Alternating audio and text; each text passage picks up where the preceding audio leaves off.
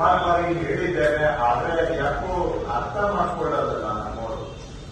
ಆಗುತ್ತೆ ಆಗೋದಿಲ್ಲ ಅನ್ನೋದನ್ನ ಸ್ಪಷ್ಟವಾಗಿ ಜನಗಳಿಗೆ ಹೇಳಬೇಕು.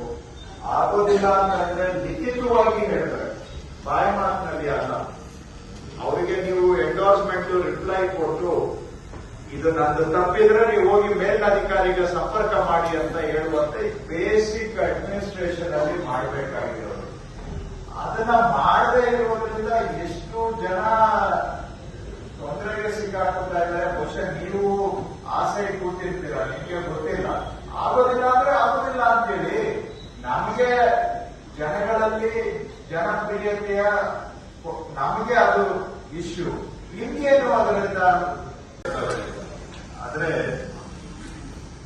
ನಮ್ಮ ಮೇನ್ ಡ್ಯೂಟಿ ಏನಿರುತ್ತೆ ಮತ್ತು ಆಫೀಸಲ್ಲಿ ಮಾಡಬೇಕಾದಂತ ಕೆಲಸಗಳು, ಅದರ ಕಡೆಗೆ ಗಮನ ಕೊಡಬೇಕು. ಆಫೀಸಿಗೆ ಒಂದು ಶಿಸ್ತಿರ್ಬೇಕು.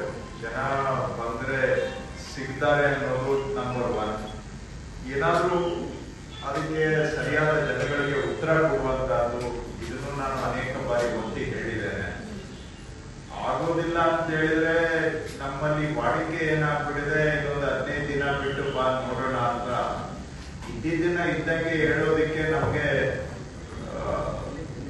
ಧೈರ್ಯ ಇಲ್ಲವೋ ಅಥವಾ ಏನೋ ಗೊತ್ತಿಲ್ಲ. ಆಗೋದಿಲ್ಲ ಅಂತ ಹೇಳಿದ್ರೆ ಆಗೋದಿಲ್ಲ ಅಂತ ನಾವು ರೈಟಿಂಗ್ ಅಲ್ಲಿ ಬರೆದು ಕೊಡ್ಬೇಕು. ಅದ್ರ ಮೇಲೆ ಅವರು ಮುಂದಿನ ಕ್ರಮ ಅವರು ಬಿಟ್ಟಿದ್ರು. ಆದ್ರೆ ಅದನ್ನ ಈ ಕ್ರಮಬದ್ಧವಾಗಿ ಕೆಲಸ ಮಾಡುವಂತ ಅಭ್ಯಾಸ ಹೊರಟೋಗಿರೋದ್ರಿಂದ ಓರಲ್ ಆಗಿ ಏನೋ ಹೇಳ್ತೀವಿ, ಅವರು ಇಲ್ಲ ನೋಡಿ ಅಡ್ಜಸ್ಟ್ ಮಾಡಿ ಅಂತ ಅವರು ಆಯ್ತು ನೀವು ಅವ್ರಿಗೆ ನೇರವಾಗಿ ಮುಖಕ್ಕೆ ಆಗಲ್ಲ ಅಂತ ಹೆಂಗ್ ಹೇಳೋದು ಅಂತ, ಆಯ್ತು ಸ್ವಲ್ಪ ದಿನ ಬಿಟ್ಕೊಂಡ್ಬರ್ರಿ ಅಂತ ಹೇಳೋದು. ಅವರು ಅದರಲ್ಲೇ ನನಗೇನೋ ಆಗುತ್ತೆ ಅಂತ ನಿರೀಕ್ಷೆ ಇಟ್ಕೊಂಡು